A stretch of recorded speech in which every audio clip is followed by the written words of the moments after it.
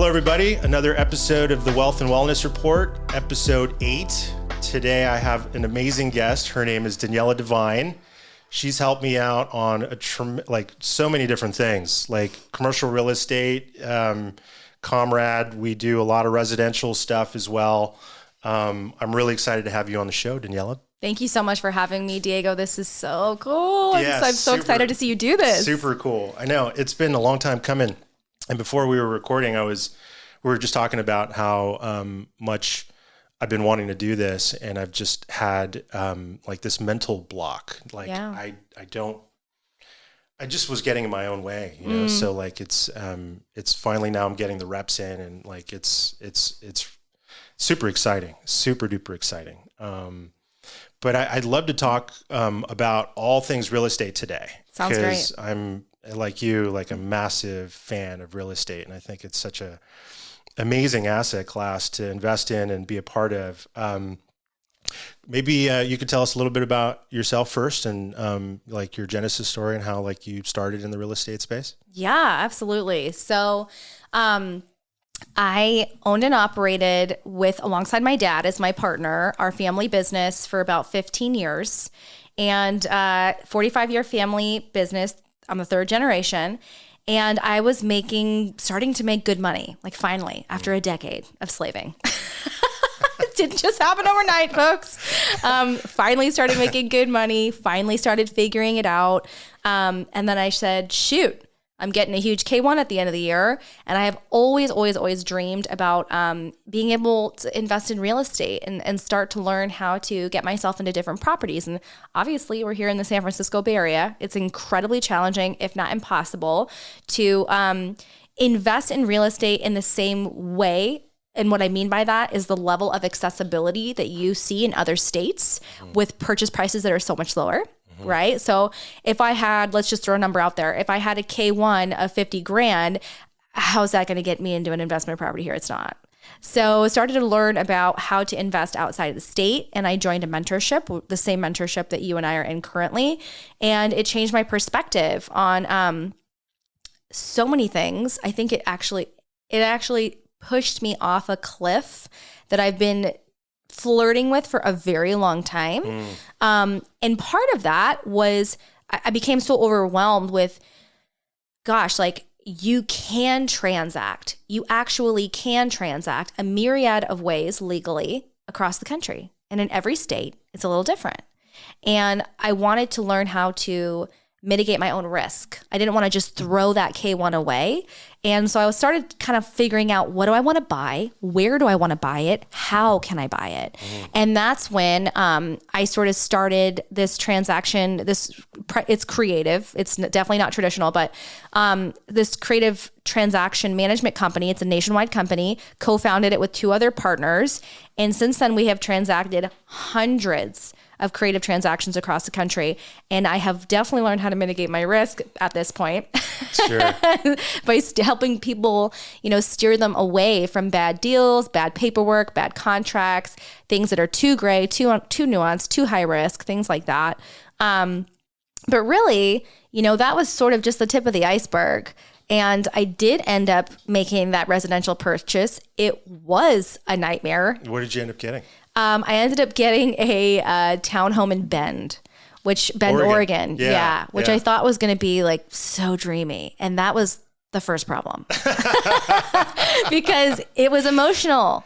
Okay. It was emotional. And I started overlooking red flags, and I didn't do enough due diligence. I didn't know what I didn't know. I went outside the market I had been studying and thought, oh gosh, I'm a Bay Area girl. If I could get into a place in Bend creatively, come on. Did you find it through the community or the mentorship? Okay. I did. A wholesaler? Through a wholesaler. Okay.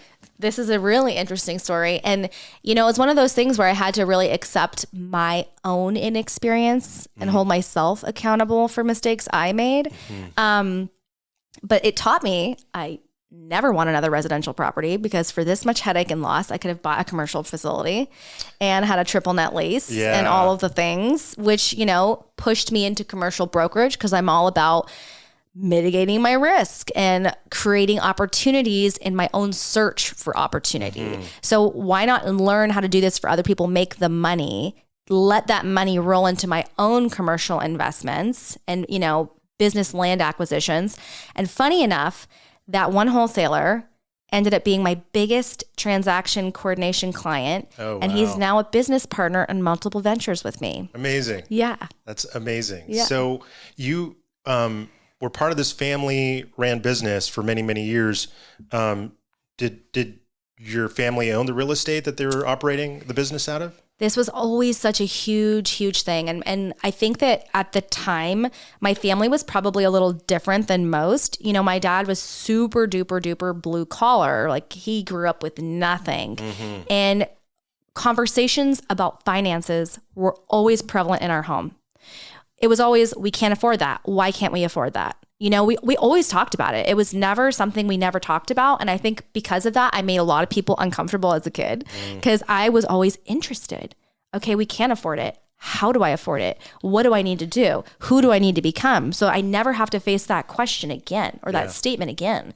And for the majority of my dad and my grandmother's career, because my grandmother started the business in 81, the whole thing was if we could just buy a warehouse. If we could just afford a warehouse, we wouldn't have to feel this panic that the state, they leased a huge building from Caltrans for 25 years. Oh, wow. And the state could have pulled that at any time. Sure. They could have tripled the rent. They could have done whatever they wanted. It was a triple net lease. Yeah. And so they were always living with this panic. And at the time, the majority of their business was residential. So it blew in off the street.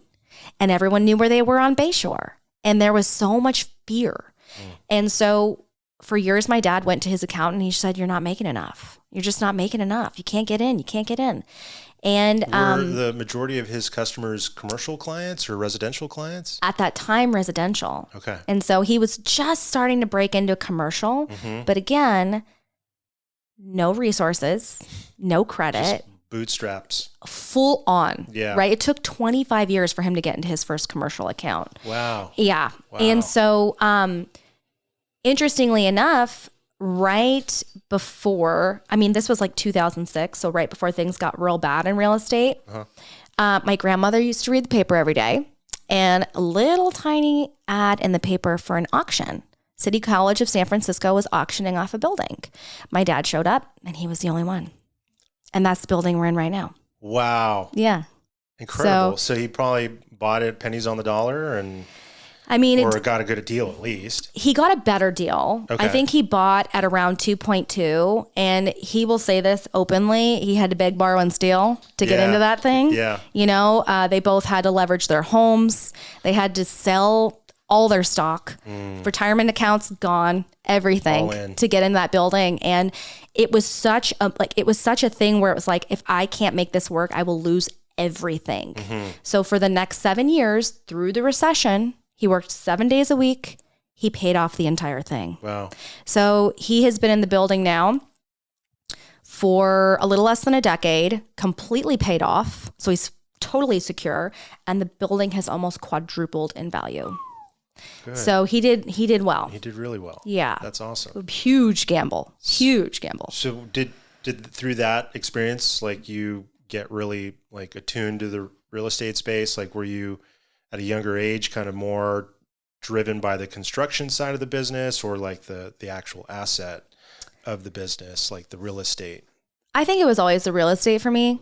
Even from a really early age, Diego, it was like, I found out my grandma was, my grandma got into this business because her and my grandfather, after 37 years, finally got divorced.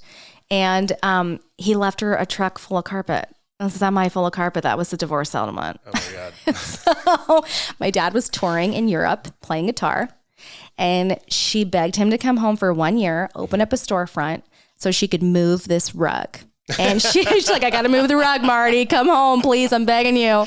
And, a year turned into 45 years this December. Wow. So, they were able to, it was always real estate because it was like, gosh, like how do I, how? As a kid, I was always asking adults, what do you do for a living? And how do you end up doing that? Adults that I saw doing well.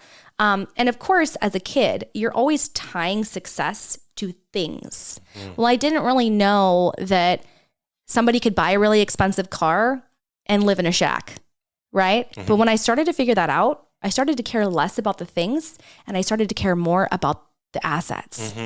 Where do you live? The long game. Yeah. I was like, once I saw someone in a mansion, I was like, what do you do? And it was always these really weird conversations because I'm like this 10-year-old kid. Yeah. And I was like, no. Like, take me back. How did you end up where, like, I've been doing informational interviews since I was a kid. Amazing. And it was always about that question, why can't we afford it?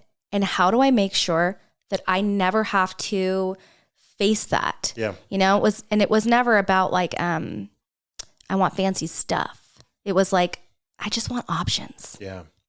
I can relate. I definitely have that same kind of, as a child, having that same kind of question, like how do I do this? Because my parents were immigrants. They came to this country looking for a better way of life. They were hardworking people, but they didn't know the game, like they just paid rent, went to work 9 to 5. We did well enough to the point where they were able to buy us experiences, which I absolutely love. Like that was, I think, very formative for me because they'd take us out camping. We'd go to Hawaii or we'd go overseas, but we never had like a lot of stuff. We didn't have a big house.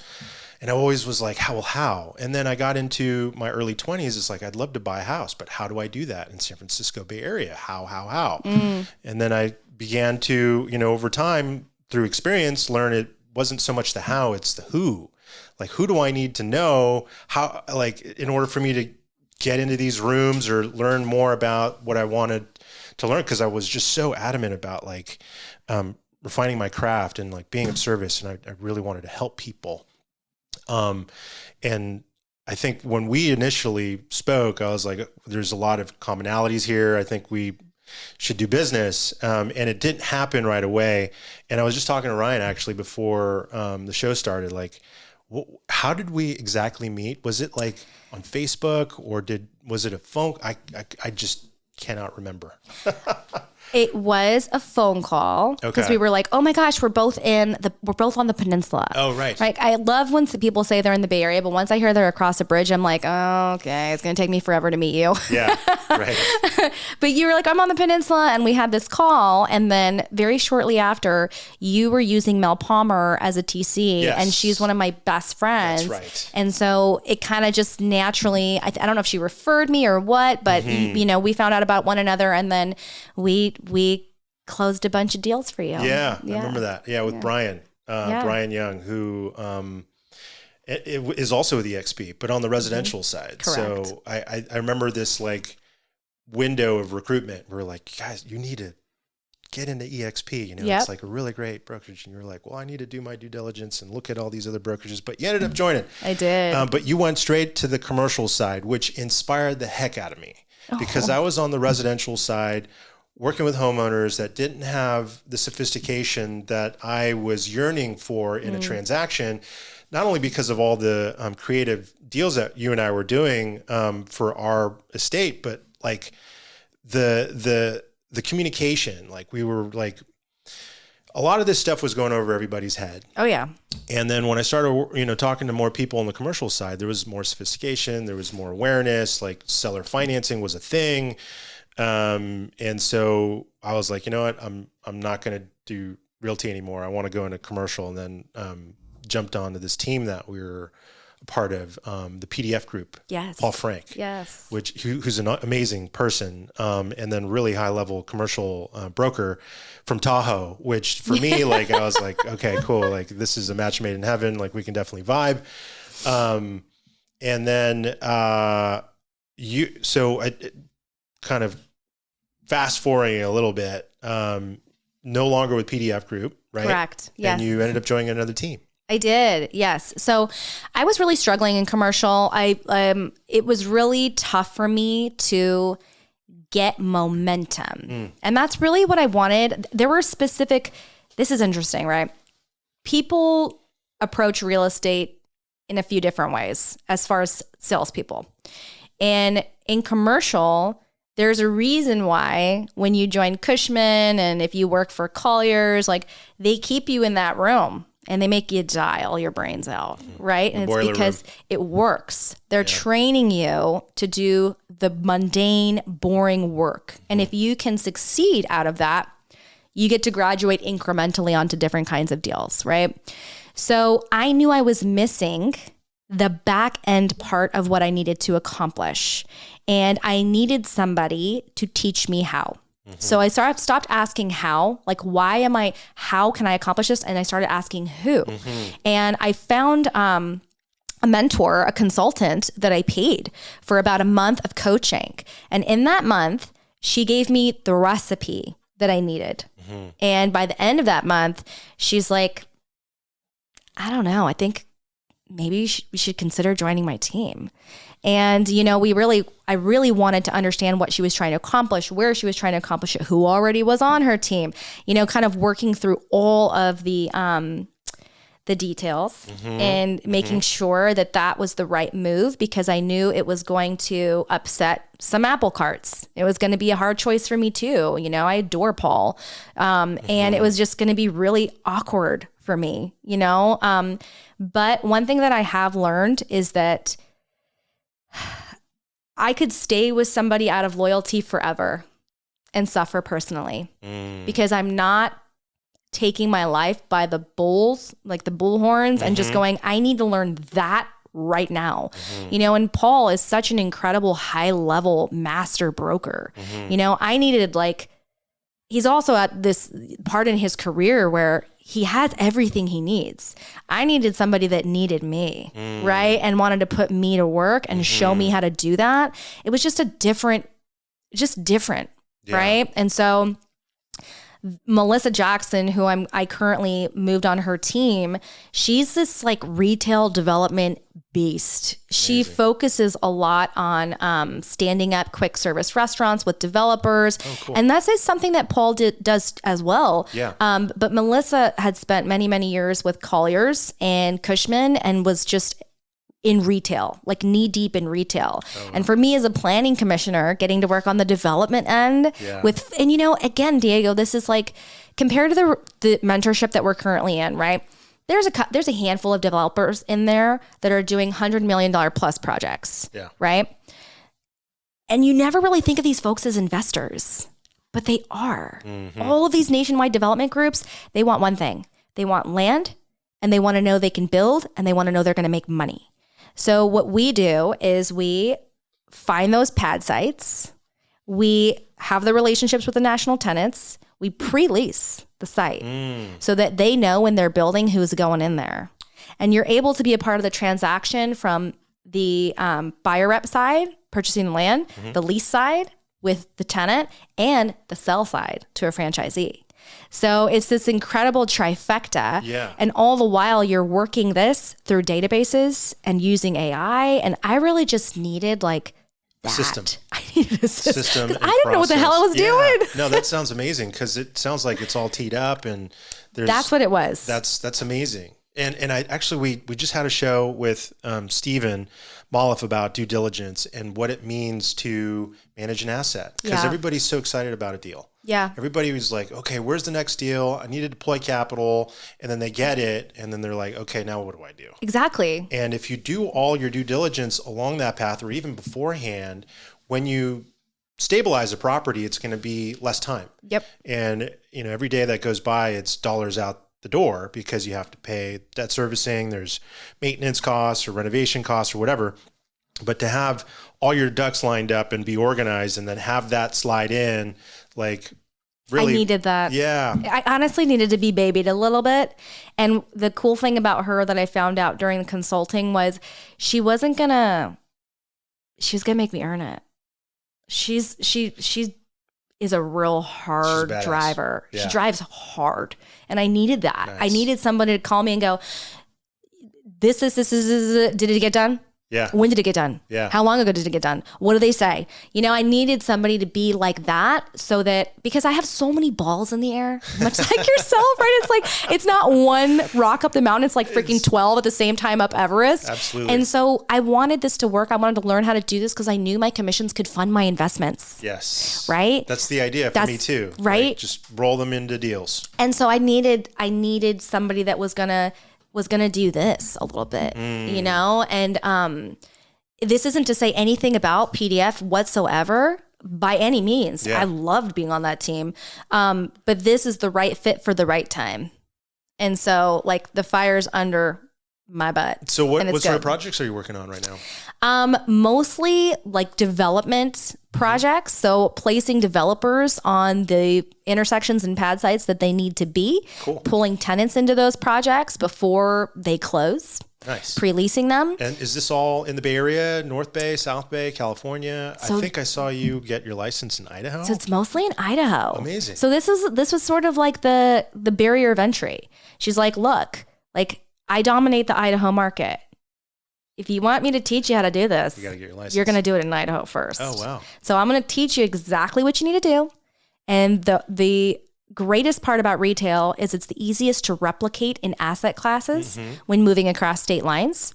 And so she's like, I need someone in California. I want someone in California, but let's make sure that like you're lethal before we go out into like Colma and the peninsula and those intersections that, over the years, Circuit City used to be there and then they traded for this. Now Sprouts is there. And so there's that level of historical knowledge, which will help me so much here.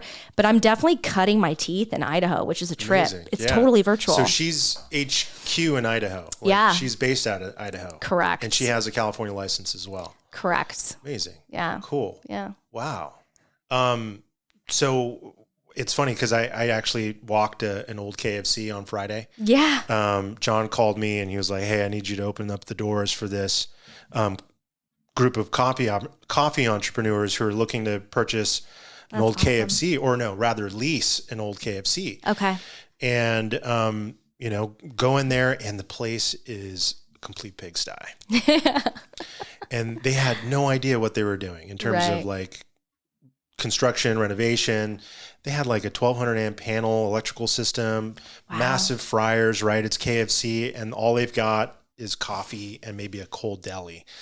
And in my mind, I'm like, well, I can like butter you up on this deal, or I can say, hey, this doesn't sound like this is up your alley, and this isn't probably for you because of the amount of renovation costs. It's over $500,000. Like you have all this for a lease.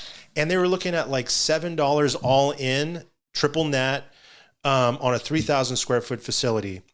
Granted, it had a drive-through, which sounded like it was going to give them 30% more of income. A lot of those, and they're franchisors. So like the franchise, I guess, apparently has done their numbers. And like if you have a drive-through, then you make a lot more. So they're banking on making like $3 million out of this 3,000 square foot facility. But the amount of work, because they had to remove cold storage, 2 massive refrigerators with a massive freezer, fryers and everything. And I'm like, look, you guys are probably, you should, this other deal that you're looking at, like this Starbucks that was more turnkey, granted, probably not in that great of a location, it's probably a better bet because of the amount of money that you're going to save by saying goodbye to this thing. And I couldn't get myself to butter them up. And I was just like, no, this isn't for you. Clearly, I'm hearing you. Do the other place, even if it was with another group or whatever. Like I think that's where I draw the line. Like I don't want to butter people up just to do a deal. Well, I think that actually serves you much more in the long game. And I feel very similarly where this is the thing, man. Like I am an investor. You are an investor. I am actively buying commercial business land acquisitions, and I'm not going to sell you something that I wouldn't want to buy myself. Exactly. Because what am I worth if I'm going to do crap like that, right? And it's interesting that you mentioned this because, so as a commissioner here in California on the coast, right, getting drive-throughs in California is incredibly challenging, which is why you see all these second gen quick service restaurants with drive-throughs go through these massive renovations because no one's making more drive-throughs. It's very, very, very hard to accomplish that. Interesting. Oddly enough, in Idaho, they're everywhere. I called the planning department. I'm like, I'm sorry. Let's back up. I'm reading this municipal code. I'm reading this zoning thing. I want to understand this. And they're like, yeah, well, as long as they do this, this, and that, it should be fine. And I'm like, what? This is wild. There's so much building happening in Idaho. When I was there recently, I'm driving through different areas of the market and I'm going, everything is being built. Like entire shopping centers, neighborhoods. It's kind of, I need to do a deal in Idaho. It's weird, right? I have these feelings of like, man, this is kind of sad that all of this building is happening in open space. Yeah. And then you look at the Boise MSA and you go, okay, this is where industry is in this area of Idaho, and all of this is wild. And you're going, okay, that's not that crazy. It's just so many, I hate like Californians stop going to Idaho, but there's so many Californians and other folks moving into Idaho during the pandemic that they need infrastructure, they need places, they need eateries, they need all these things, and they're still coming. Wow. So it's one of those states, Diego, where it's not like here. We are so built here. It's a beautiful, beautiful state. Are you doing most of your work in the Boise market? Mostly the Boise MSA, and I have weird flirting with some projects. I personally am on the team in Northern Idaho, but we also have somebody on the team that lives in Northern Idaho. So it's just so much easier for her to service clients up there. Yeah. But I mean, I'm talking to everyone but between like hoteliers, people that want to come and put, Marriott or Hyatt or something? Exactly. Banks, retailers, really. So it's kind of, it's a really wide berth of folks. What about Twin Falls? Yeah. Are you doing stuff in Twin Falls? Yes. Because I've had my eye on Twin Falls probably for about 2.5 years. Yeah. But I haven't really done much more due diligence in that market.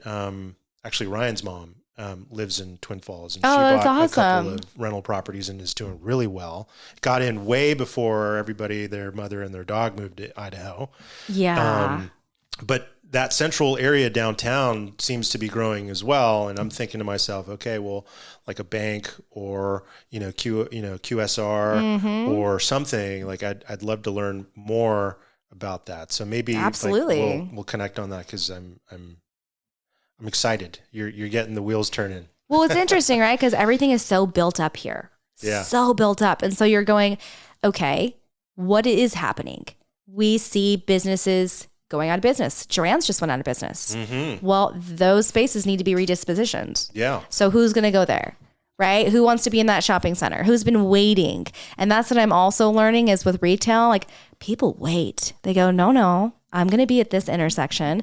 And even though you can own an entire shopping center, you could carve out a part of the parking lot as a pad site and sell that. Oh yeah. It's crazy. Yeah, and so that is crazy. It's opened my eyes to so many more development related opportunities. And I think for me, like that's really why the whole planning commission thing, it was like, okay, I know industrial assets. I know what it's done for my dad. I know what it's done for our family business. I know I need to be in commercial. I'm a planning commissioner. How do I marry? We talked about that. Like, gosh, I don't even know, maybe like almost a year ago. I was like, how do we marry these things together? How do we make it math? And if you would have told me a year ago, you're going to end up on a retail team, I would have said, no freaking way. That makes no sense. And now I'm going, oh my gosh, what have I been doing? I didn't know what I didn't know. Amazing. So, yeah. Wow. So, you're now working with this new team, and you're working on projects mostly in Idaho now. What about like your home turf? Are you doing stuff like in the Pacifica area? I have a lot of family in Pacifica actually, which is really funny. I think that's how we also connected. Yeah. The Downings have been there for, 40 something years. And my cousin and their daughters are still in Pacifica. And every time I drive that one, I just fall in love again and again and again because it's such a beautiful place. And there's just all this really amazing real estate that I would love to be a part of. But, with the Coastal Commission and the planning departments and the building departments making it so difficult. We make it very hard. It's so hard. And I think a lot of the reasons why people just don't, unless you've been here for quite some time and you're of an older generations, most investors are, they're going out of state to do their deals.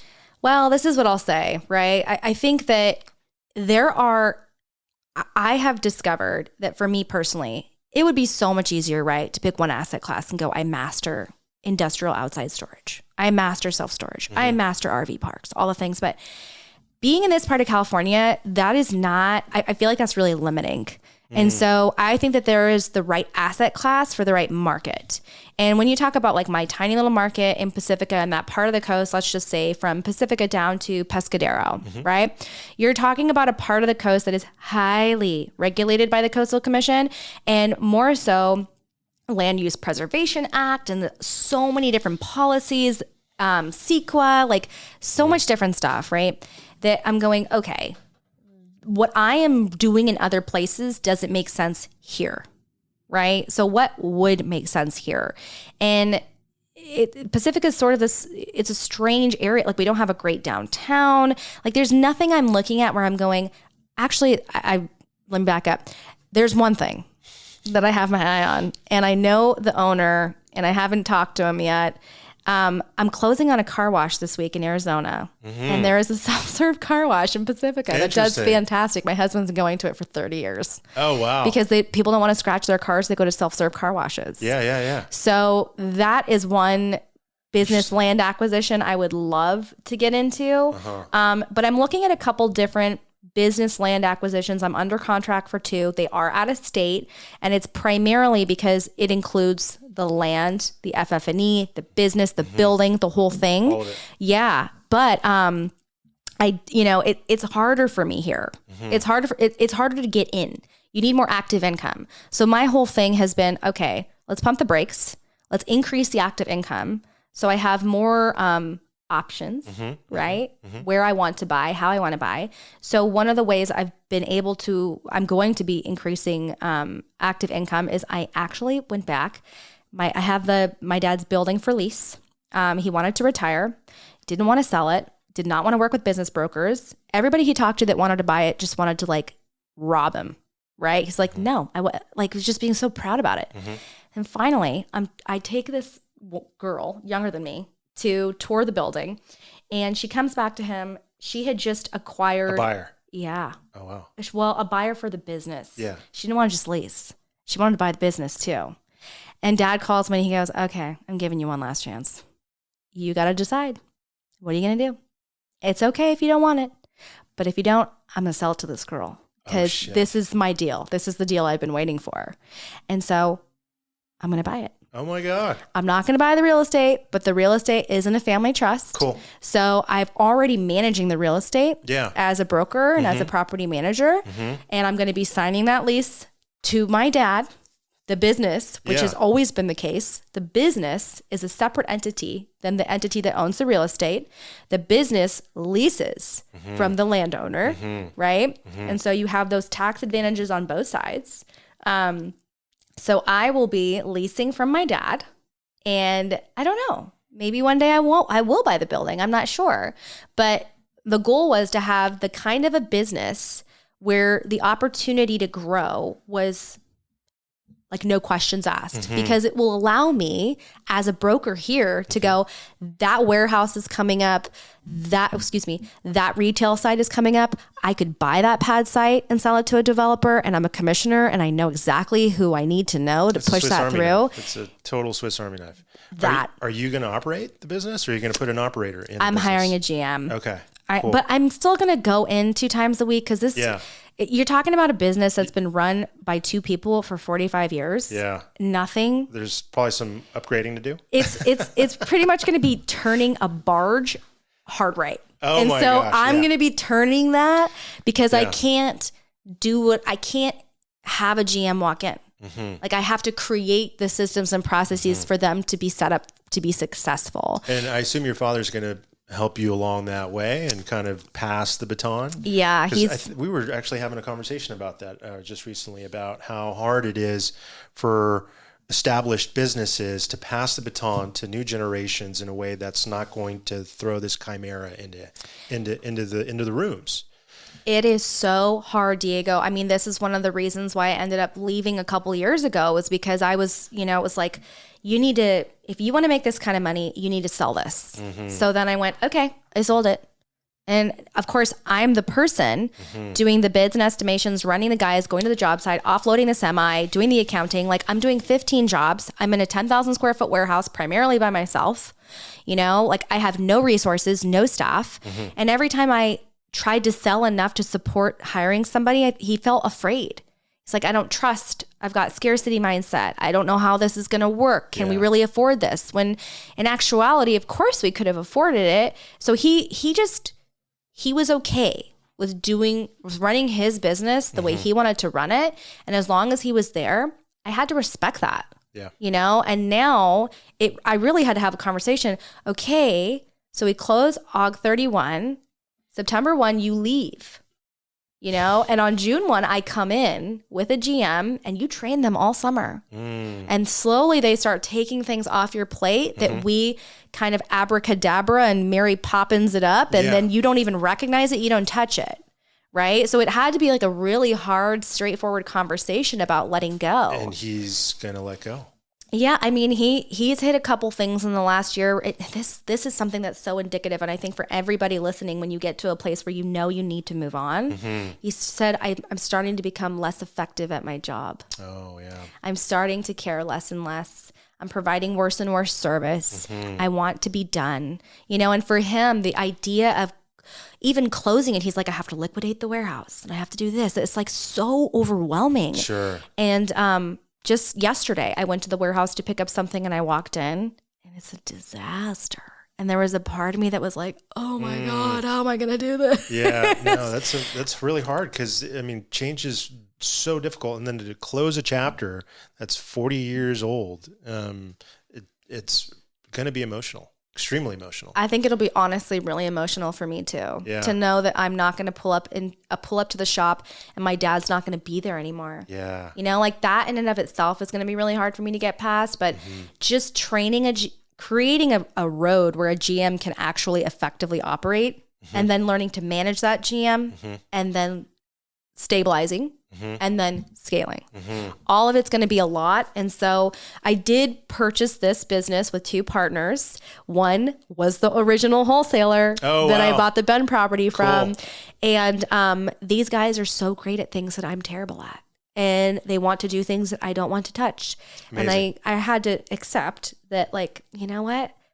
I would rather have 50% of a watermelon than the whole grape. I need help. I don't want, because I have other stuff I want to do. Totally. Like you have other stuff you want to do. You don't want to just do circle foot and that's it.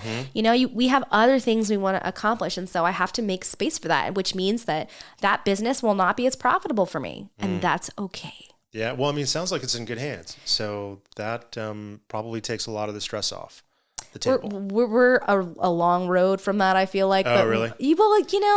But you've already done business with this team. So the team is fantastic. Trust them. So usually good. I like to say good intentions, generally good things follow. Love these guys. So happy to have them as partners. I think I sort of am in like the GM thing is going to be a really big hump for me to get operator. Over. Yeah. Yeah. It's going to be big. And you know how it is. Like everyone has these misconceptions about, I'll just buy a business and put it in operators. Like, no, dude, it does not work that way. It's culture. I think everything has to do with culture because you recruit back to it, and if you have a good culture and your culture is like team centric and oriented and people are like, they feel like they're part of a team and they're like, there's something bigger than them and, they feel part of it, then I think recruiting to it is going to be a lot easier to find, the brass that you're looking for. For residential investors who are looking to go into commercial, there's like that's kind of a gap. And I think a lot of people, they get shy to move into the commercial space because it's like this nebulous dark orb of deals that they don't know how to underwrite. And what do you say to those residential real estate investors who are looking to go into the commercial asset class, but don't know exactly where to start? Oh my goodness. I would say Chuck is your friend. That's what I call Chat GPT. Chuck is your friend. And Chat is Chuck. Yes. Okay. I like that. I talk to Chuck all the time. and he's really freaking smart. And honestly, there have been times in my commercial education where I go, okay, I know there's 17 different lease structures in commercial, the land of commercial. Great. I have no idea what that means. I can read this book. It's not helping me. Chuck, can you please lay out the 17 different lease structures, pros and cons in a table format and X, Y, and Z. And then I'll keep asking Chuck questions like, well, what about this? And have you considered this? And then I will also make sure that those questions were answered correctly, which for the majority of it, we're talking high level, right? Yeah. Like we're not talking the nuances of a specific location. So from a high level, it's helpful. So, okay, Chuck, can you please create a table for me of every single commercial asset class? And I'm in this market, and can you talk to me about, like, you just need to figure out what you're into. And it's just the tip of the iceberg, right? Because you just don't know. A lot of people, they talk about real estate in terms of how hands-on do I want to be, right? And so multifamily is not one toilet. It's like thousands of toilets, right? But there are multifamily property management operators. And so figuring out, you know, what do I need this asset to do for me? Am I expecting the cash flow? Do I want it's the same questions as residential. Yeah. So you get specific, you funnel it down, and then you ask Chuck along the way, but Chuck can hallucinate sometimes. He sure can. So it's probably good to have a bit of redundancy in Chuck's insights. So maybe taking that to a mentor or somebody that's in the space already that you can rely on. Mentors are fantastic. Mentors are great, right? But there's incredible resources out there. Like, I think I can't remember if it's Cushman and Wakefield or Colliers. They come out with market reports for every asset class every quarter. They're incredible. They go down to incremental, you know, how much has the square footage in this market gone up or down for industrial, for retail, for this. So you can start to track what's actually happening in the market. And honestly, like, this comes down to the boring, redundant work that most people don't want to do. They want to be told, what is the best asset class for you? This is how much it's going to make. This is how you get funding for it. Like, just tell me what to do. The easy button. But that's not how it works. Yeah. You got to go on LoopNet and Crexi, and you have to stalk your market and figure out what's trading. What's it trading for? Why is it trading? You know, and you have to just start talking to human beings. Call brokers. Yes. Talk to them. I was about to ask or say, like, find a good broker that can 1,000%. Or you know what? There are times I call brokers on listings where I'm just like, hey, look, I just have, you know, what are the sellers, like, what are the real pain points here? What do they really want to address? And I'll see if I can meet you with those. Or how long have you had this address or this shopping center or this, how long have you been in this industrial this industrial park? Like, people haunt these brokers. Like, this is their bread and butter. This is what they do. So I'll go, well, what's it been like over the last couple of years? What are you seeing now? What do you think? You just got to talk to people, and you have to do the work, you know? But I think that commercial, it's so much easier than people make it out to be. It's true. And the returns is really where it's at. I don't want 20 freaking residential homes that are going to echo the same return as one even bare bones warehouse in the middle of nowhere that I get a GC to rent out and put their stuff in. Totally. Like, I just can't get around it, you know? And I'm not doing this for the glory. I am doing this to create options for my family. I don't need it to be some award-winning space, A-class, you know, Bay Area market. I don't need these things. Like that, you know, like, I feel like they're medals on the way through your investment career that you could choose are important to you or not. Yeah. I just want to create options. I absolutely agree, because when I first started investing in real estate, it was, you know, it's like the Monopoly board. You get your houses, you know, and then you get your hotels, and then you get the whole block eventually, if you're good at the game. But for me, after getting into the commercial space, I began to learn that there's this whole other world of return and dynamics within a transaction and then in the asset that I found way more appealing, not only from a return on investment, but it's just like a return on my education, on my learning. Like, I felt like there was more meat on that bone for me to, like, learn and grow. Yep. So, after buying all these single family residences creatively, which is, I think, a really good way to like build a portfolio if you're not flush with cash. Totally. Like hold them for 5-7 years and then exchange them into, these triple net leases that I'm learning is going to be a really good basket to have of passive income in retirement as we get older. Yeah. Because these tenants are going to be there for 10, 15, 20 years. They're going to be handling the majority of the renovations. It's going to be a lot less headaches, in my opinion, than like, the whole toilet analogy is just having to constantly manage, multiple tenants on a single asset or, multiple spaces in an environment that requires a lot of handymen or contractors or renovation. So I'm exploring this new strategy, which is really cool. But it probably won't go into effect until next year or the following year. Cause right now, like the markets are freaking weird, right? Like we're going into a new administration, interest rates are dipping. But there's a lot of money on the sidelines still. Like what do you think, like magic wand, like what do you think is going to happen this year with the economy and commercial real estate in particular within the markets that we're working in? So Idaho, of course, California. I think it really depends on the asset class. Like we've been studying self-storage and making offers on self-storage for about 8 months in the Mountain West.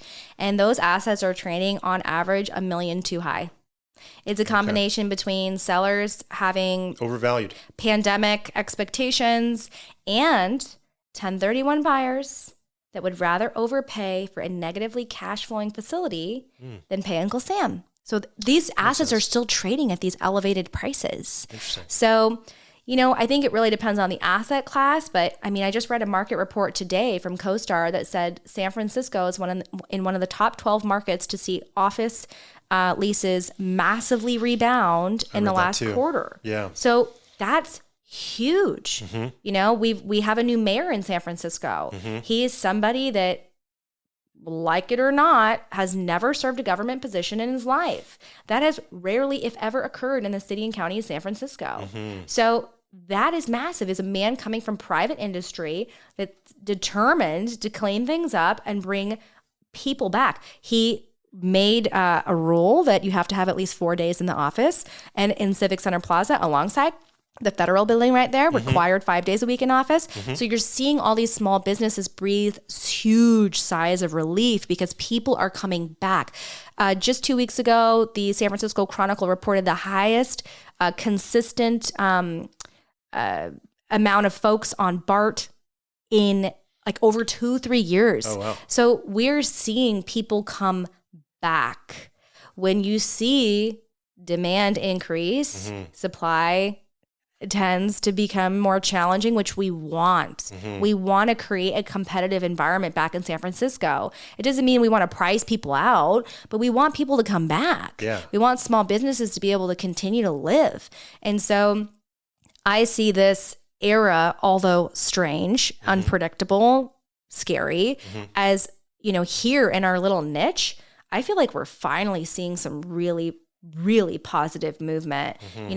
Work from home needed to go away, unfortunately, to resuscitate downtown San Francisco. Yeah. We needed it. I think that's a good move. And, it's like, I think we're kind of like on the ups of the end of a 20-year cycle where there is going to be this resuscitation. There's going to be more people going back to the office. There's going to be more business. But I think because of COVID and the way interest rates were, like the amount of cash that was just dumped into the economy really threw things into like it was just a massive wrench into the spoke of the wheel. But I think also with Oakland, there was a lot of office space that's getting rented out in Oakland. And I think for me, as much as I love San Francisco, I feel like Oakland has always kind of had my heart because of the art and the music and the history. But because Oakland has gone through so much in the last 5 to 7 years with crime and homelessness and businesses getting out. It's like, I don't want to go to Oakland right now because it doesn't feel safe. It doesn't look great.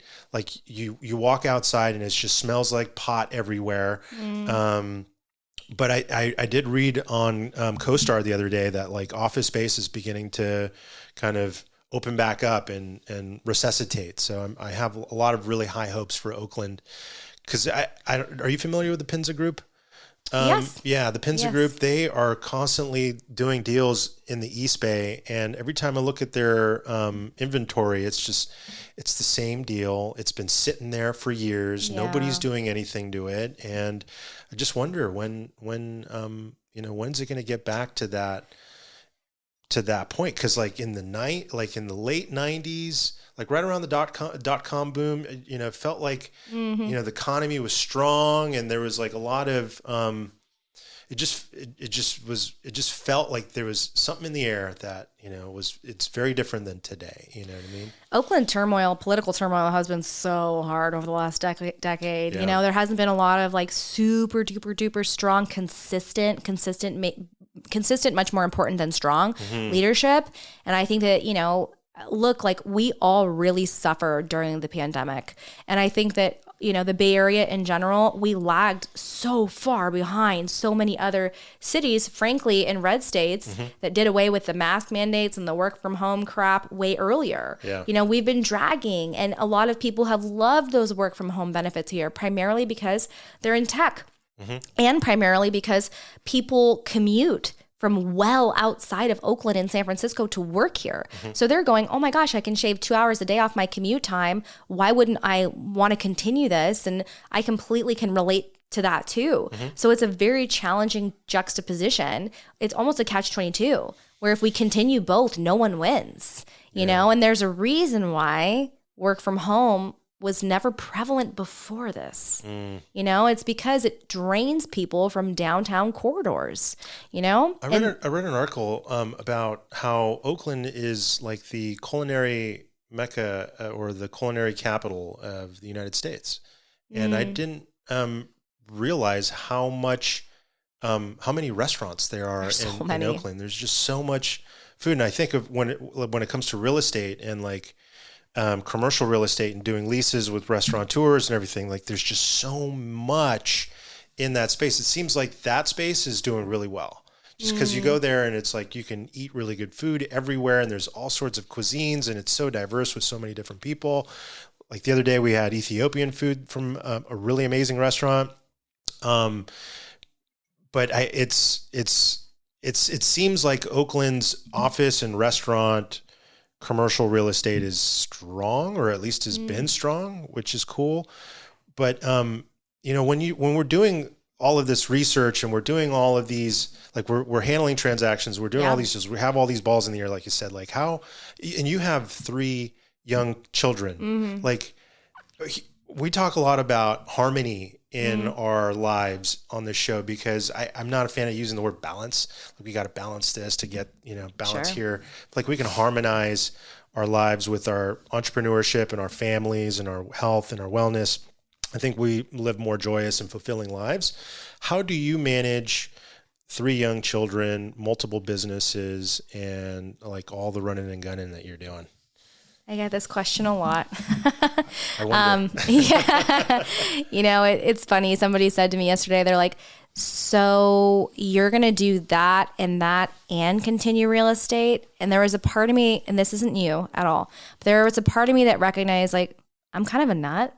And also, people get uncomfortable when you run I'm running on all pistons all the time. And I've been like this my whole life. So I think it's definitely most people don't want to live the way I live. And I absolutely respect it and accept that. My sister's one where she goes, not everyone is like you, Daniella. I'm like, yes, I know.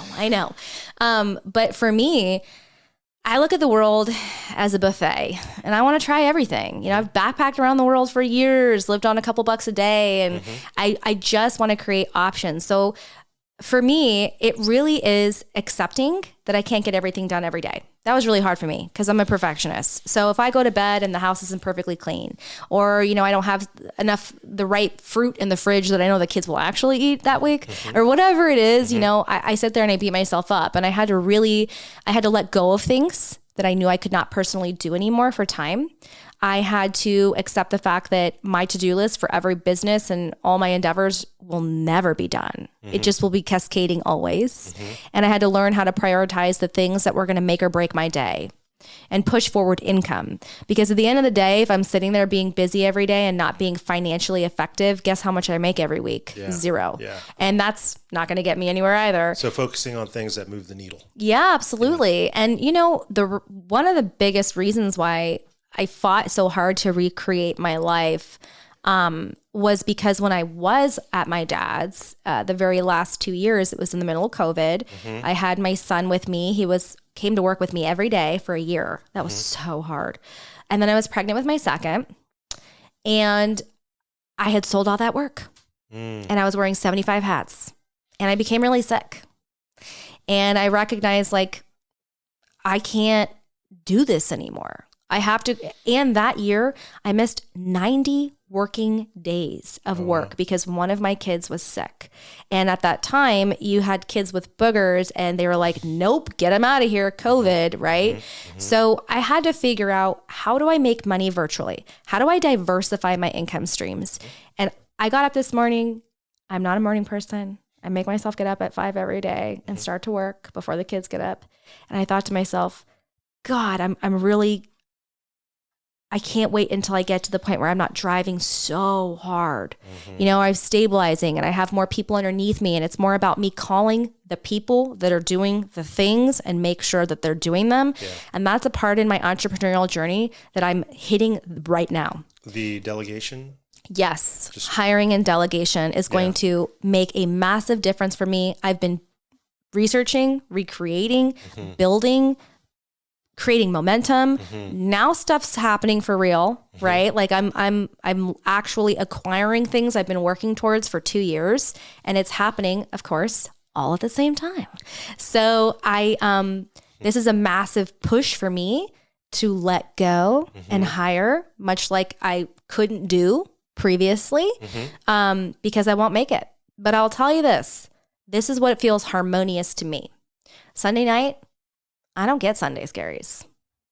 I love working. I love what I'm doing. If one of my kids gets sick, I don't feel anxious or anger because of all the things I'm not going to be able to accomplish that day, and I won't be able to just focus on them. I go, hey, we got this. You're here. I'm here. Is the laptop right here? Like medicine, all the things, we're good. I no longer feel scared about one thing failing because I have 50 things pushing my boat forward. And, everything feels harmonious in a way that it never has. I don't feel suffocated by shitty management. I don't feel pissed because I have a pay ceiling. My life is my life. And if I don't accomplish what I want, it's my own damn fault. So that feels pretty freaking harmonious to me. That sounds amazing. Integration. Just integrating and being okay with not having to get everything done for that particular day. And then buying back some of your time so that you can have a good team with you to handle maybe the majority of the day-to-day. Because 3 kids is a lot, right? It's a lot. And I assume your husband works full-time? He does. Yeah. And he has a very, very, very demanding job. Okay. And so I will admit this, and I think that this is probably pretty obvious. I'm not doing everything to the best of my ability. Yeah. I have that's suffering for sure.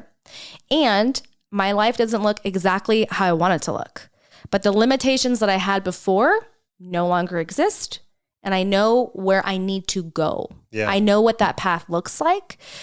So that on Tuesday at noon, if it's 70 and the surf's good, I can go surf. Or I can pick the kids up early and go to the beach, and I don't have to worry about 50 calls or meetings or whatever it is. And so it's a progression. I'm absolutely not where I want to be, but I'm really, really happy with where I am. That's good. I think a big reminder with anybody who's listening is the return on investment isn't always in dollars and cents. It's in happiness and joy. So if you're having a fulfilling life, even though you're not feeling like you need to be where you need to be, just be in the moment.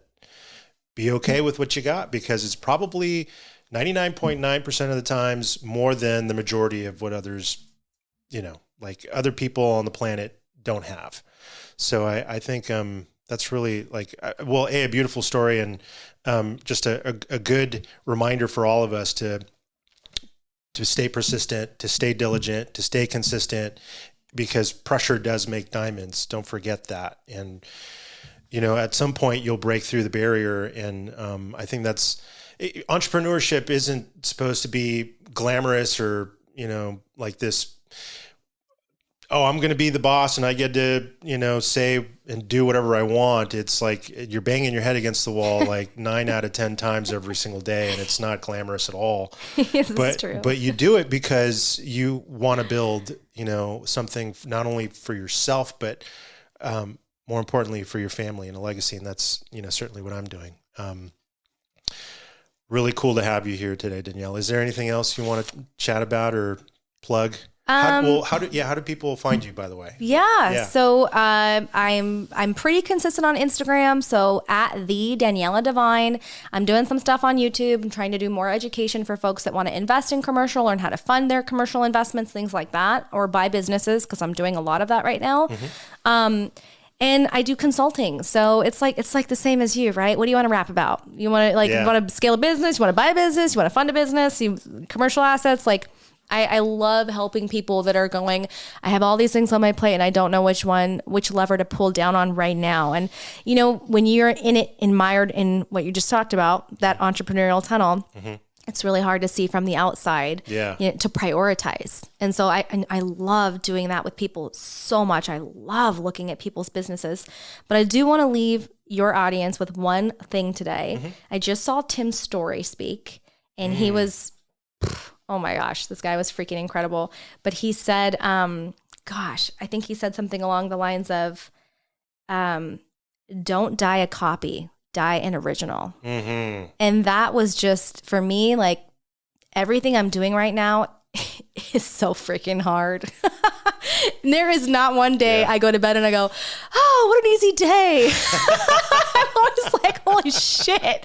I feel like I got rocked every freaking day, And so I just encourage whatever your version of original is, find that just uniqueness. Freaking go, man. Just go, because one day you'll be too sick, too tired, too old. Mm-hmm. The ships will have passed, mm-hmm. and you can recover. Mm-hmm. You can financially recover. You can recover. So don't go out there and blow all your savings, but don't hold yourself back from trying something that you just has always been nagging at you. Yeah. I like to say you can't lose what you don't put in the middle.